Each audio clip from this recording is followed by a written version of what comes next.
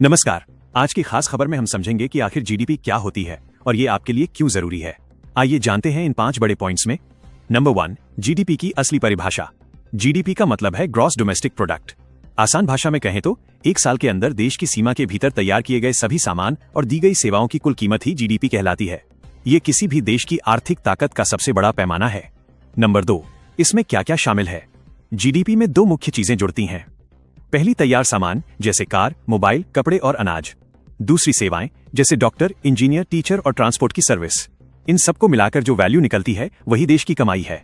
Number 3, केवल final product की गिनती। यहाँ एक बात समझना जरूरी है कि जीडीपी में केवल तैयार माल की कीमत जोड़ी जाती है।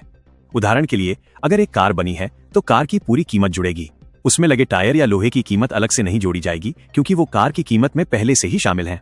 नंबर 4, देश की सेहत का थर्मामीटर। जैसे थर्मामीटर शरीर का तापमान बताता है, वैसे ही जीडीपी देश की अर्थव्यवस्था की सेहत बताती है।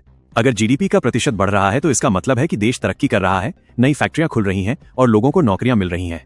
नंबर 5, आम आदमी पर असर। जब देश की जीडीपी गिरती है तो इसका सीधा असर आम आदमी की जेब पर पड़ता है।